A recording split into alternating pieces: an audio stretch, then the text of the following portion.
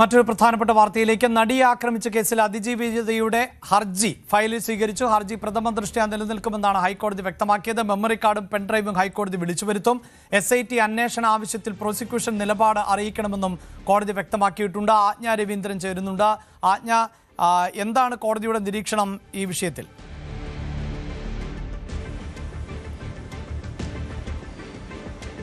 അഭിലാഷ്, പ്രധാനമായിട്ടും SIT അന്വേഷണ ആവശ്യം, അതിജീവിത ഉന്നയിച്ച SIT അന്വേഷണ ആവശ്യം പ്രഥമ ദൃഷ്ട്യാ നിലനിൽക്കുമെന്നാണ് ഹൈക്കോടതി വ്യക്തമാക്കുന്നത്. 2 ബെഞ്ചാണ് നേരത്തെ നടിയുടെ ആവശ്യം തള്ളിയത്.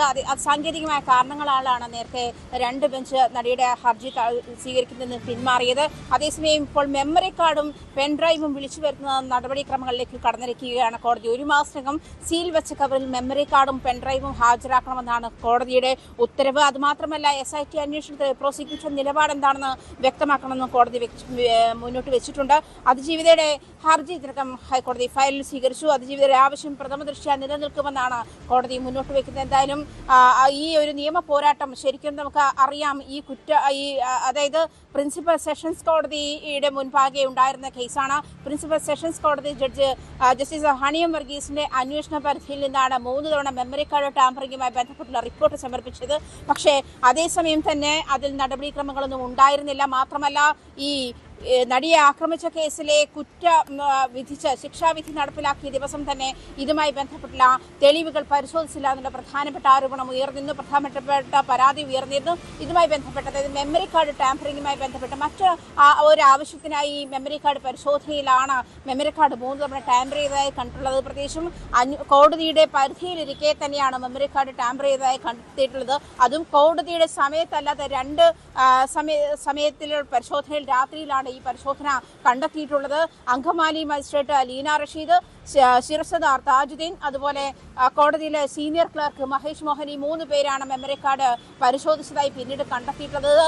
ഒരു മൊബൈൽ ഡിവൈസിൽ താജുദ്ദീന്റെ വിവോ ഫോണിൽ ഈ മെമ്മറി കാർഡ് ഉപയോഗിച്ചതായി കണ്ടെത്തിയിട്ടുണ്ട്. പക്ഷേ പിന്നീട് വിവോ ഫോൺ അന്വേഷിച്ചപ്പോൾ അത് നഷ്ടപ്പെട്ടു പോയി. കോടതിയിൽ ഹാജരാക്കുന്ന സാഹചര്യം ഉണ്ടായില്ല. ഇത്തരത്തിൽ തന്റെ സ്വകാര്യതയെ ലംഘിക്കുന്ന തരത്തിലേക്കുള്ള നീക്കങ്ങളാണ് ഉണ്ടായിട്ടുള്ളതെന്നാണ് നടിയുടെ പ്രധാനപ്പെട്ട പരാതി. പ്രത്യേകിച്ചും ഈ നടിയെ ആക്രമിക്കപ്പെട്ട കേസുമായി ബന്ധപ്പെട്ട പ്രധാനപ്പെട്ട തെളിവുകളാണ്, ദൃശ്യങ്ങളാണ് മെമ്മറി കാർഡിൽ ഉള്ളത്. ആ ദൃശ്യങ്ങൾ അടങ്ങിയ മെമ്മറി കാർഡാണ് മറ്റുള്ളവർ പരിശോധിക്കുന്ന സാഹചര്യത്തിലേക്ക് ഈ കേസിൽ നമുക്കറിയാം നടൻ ദിലീപ് ഉൾപ്പെടെയുള്ളവർ കുറ്റാരോപിതനായി നിൽക്കുന്ന സാഹചര്യം ഉണ്ടായിരുന്നു. പിന്നീട് കോടതി ഇപ്പോൾ ശിക്ഷിച്ചിട്ടുള്ളത്, അത് നമുക്കറിയാം, നടൻ ദിലീപിനെ ഉൾപ്പെടെ കുറ്റവിമുക്തനാക്കുന്ന സാഹചര്യമുണ്ട്.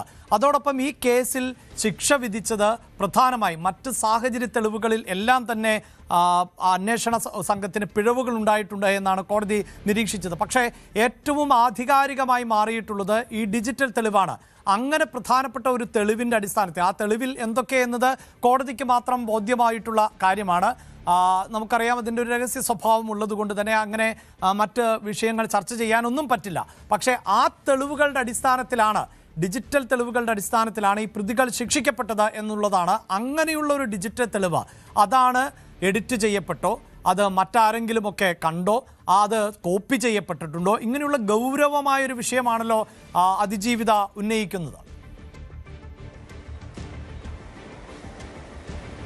തീർച്ചയായിട്ടും അഭിലാഷ്, പ്രധാനമായും അതിജീവിതം മുന്നോട്ട് വെക്കുന്നത് ഈ നടിയെ ആക്രമിക്കപ്പെട്ട കേസുമായി ബന്ധപ്പെട്ട പ്രധാനപ്പെട്ട തെളിവാണ്. അഭിലാഷ് സൂചിപ്പിച്ചതുപോലെ ഈ ഡിജിറ്റൽ തെളിവായിട്ടുള്ള മെമ്മറി കാർഡിലെ ദൃശ്യങ്ങൾ, അത് തന്റെ സ്വകാര്യതയെ മാനിക്കുന്ന തരത്തിലുള്ള, അതായത് ഒരാളുടെ സ്വകാര്യതയിലേക്കുള്ള കടന്നുകയറ്റമാണ്. പ്രത്യേകിച്ചും കോടതിയുടെ അണ്ടർ കസ്റ്റഡിയിൽ ഇരിക്കുന്ന ഒരു മെമ്മറി കാർഡ് ഈ അനുവാദമില്ലാതെ പരിശോധിക്കുന്ന ഒരു സാഹചര്യത്തിൽ, ഇത് ഏത് സാഹചര്യത്തിൽ പരിശോധിച്ചു എന്നുള്ളതാണ് കണ്ടെത്തേണ്ടിയിരിക്കുന്നത് എന്നുള്ളതാണ് നടിയുടെ ആവശ്യം. പ്രത്യേകിച്ചും ഇത് സ്വകാര്യതയെ മാനിക്കുന്ന ഒരു പ്രശ്നമാണ്. അത് മാത്രമല്ല, ഇത്തരത്തിലുള്ള ദൃശ്യങ്ങൾ പുറത്തു പോയിട്ടുണ്ടോ, മറ്റാർക്കെങ്കിലും അത് കോപ്പി ചെയ്ത് നൽകിയിട്ടുണ്ടോ തുടങ്ങിയ കാര്യങ്ങളൊക്കെ ഇതിൽ പരിശോധിക്കേണ്ടതായുണ്ട്. എന്തായാലും മെമ്മറി കാർഡും പെൻഡ്രൈവും, അത് പെൻഡ്രൈവിലേക്ക് പകർത്തി നൽകാൻ കോടതി നിർദ്ദേശിച്ചിരുന്നതാണ്. ആ പെൻഡ്രൈവും ഉൾപ്പെടെ സീൽ വെച്ച കവറിൽ 1 മാസത്തിനകം കോടതിയിൽ ഹാജരാക്കണമെന്നാണ് ഹൈക്കോടതിയുടെ ഉത്തരവ് ആണ്. എന്തായാലും അഭിലാഷ് സൂചിപ്പിച്ചതുപോലെ തന്നെ ഈ 3 തവണ പരിശോധിപ്പിക്കപ്പെടുന്നതൊക്കെയും കോടതിയുടെ പരിശോധനാ കാലയളവിൽ, അല്ല കോടതി നടക്കുന്ന സമയത്തോ അല്ലെങ്കിൽ കോടതിയുടെ സമയത്തോ ഒന്നുമായിരുന്നില്ല. രാത്രിയിലൊക്കെയാണ് 2 തവണ തവണ ഇതിൽ മെമ്മറി കാർഡ് പരിശോധിച്ചിരുന്നത്.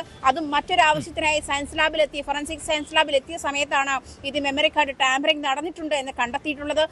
അതിൽ തുടർന്നാണ് അതിജീവിത ഹൈക്കോടതിയെ സമീപിക്കുന്നത്. ജസ്റ്റിസ് കെ ബാബുവിന്റെ ബെഞ്ചാണ് ഇതുമായി ബന്ധപ്പെട്ടുള്ള അന്വേഷണത്തിന് ഉത്തരവിടുന്നത്. അന്ന് അന്വേഷണം നടത്തിയ ശേഷം മെമ്മറി കാർഡ് ടാമ്പർ ചെയ്തു എന്ന് കണ്ടെത്തിയിരുന്നതും ആ റിപ്പോർട്ട് ഹൈക്കോടതിയിൽ ഈ ജസ്റ്റിസ് ഹണി വർഗീസ് ആ റിപ്പോർട്ട് തയ്യാറാക്കിയതുമാണ്. പക്ഷേ ഇതുമായി ബന്ധപ്പെട്ടുള്ള തുടർ നടപടികൾ ഉണ്ടായിട്ടില്ല. അതേസമയം എറണാകുളം പ്രിൻസിപ്പൽ സെഷൻസ് കോടതി ജഡ്ജിന്റെ സഹപ്രവർത്തകരായിരുന്നതുകൊണ്ട് അവരെ സംരക്ഷിക്കാനുള്ള നടപടിയാണ്, നീക്കമാണ് ഹണി വർഗീസിന്റെ ഭാഗത്തുനിന്നും ഉണ്ടായതെന്നായിരുന്നു ആ സമയത്ത് നടി ഉന്നയിച്ച പ്രധാനപ്പെട്ട ആരോപണം. അതായത് അതിനെതിരെ ഒരു ഉപഹർജിയുമായി ഹൈക്കോടതിയിൽ എത്തിയിരുന്നെങ്കിൽ ഉപഹർജിയായിട്ടല്ല മറ്റൊരു പ്രധാനപ്പെട്ട ഹർജിയായി കോടതിയിൽ എത്തണമെന്ന് ആവശ്യപ്പെടുകയും ആ ഹർജി തള്ളുകയും ചെയ്തത്. പിന്നീടാണ് ഇപ്പോൾ പ്രധാനമായും SIT അന്വേഷണം ആവശ്യമാണ്. ഇതുവരെയുള്ള റിപ്പോർട്ട് തള്ളിക്കളഞ്ഞു. SIT അന്വേഷണം തീർച്ചയായും കോടതിയുടെ വിശ്വാസ്യത അടക്കം സംശയിച്ചു പോയ സാഹചര്യമായിരുന്നു. ഒരുപക്ഷെ കേരളം ഒന്നാകെ ചർച്ച ചെയ്ത നടിയെ ആക്രമിക്കപ്പെട്ട സംഭവം. അതിൽ ഈ ആക്രമിക്കുന്ന, അതായത് കേരളത്തിൽ തന്നെ ഇന്ത്യയിൽ തന്നെ ഒരു ബലാത്സംഗ കൊട്ടേഷൻ എന്നത് ആദ്യമായി കേൾക്കുന്ന ഒന്നായിരുന്നു. ബലാത്സംഗത്തിന് ഇരയാക്കുക, അതിൻ്റെ ദൃശ്യങ്ങൾ പകർത്തുക, അത് മെമ്മറി കാർഡിൽ സൂക്ഷിക്കുക. ആ മെമ്മറി കാർഡാണ് കോടതിക്ക് മുന്നിൽ എത്തിയത്. ആ മെമ്മറി കാർഡ് കോടതിയുടെ പരിഗണനയിൽ ഇരിക്കെ മറ്റാരൊക്കെയോ പരിശോധിച്ചു എന്നുള്ള ഒരാക്ഷേപമാണ് ഇര ഇവിടെ ഉന്നയിക്കുന്നത്. അത് അങ്ങേയറ്റം ഗൗരവം ഉള്ള ഒന്നാണ്, പ്രത്യേകിച്ച് അതിൻ്റെ ഹാഷ് വാല്യൂ മാറുകയും ചെയ്ത പശ്ചാത്തലത്തിൽ. അങ്ങനെ പരിശോധിച്ചുവെങ്കിൽ അതിന് പിന്നിൽ ആരാണ് എങ്കിലും അവരെ കണ്ടെത്തേണ്ടതുണ്ട്, അവരെയും നിയമ നടപടികൾക്ക് വിധേയമാക്കേണ്ടതുണ്ട്. അതിനുള്ള സാഹചര്യം തെളിയുമോ എന്നാണ് ഇനി അറിയേണ്ടത്. കൂടുതൽ വാർത്തകൾക്ക് News 18 Keralam YouTube channel subscribe ചെയ്യുക.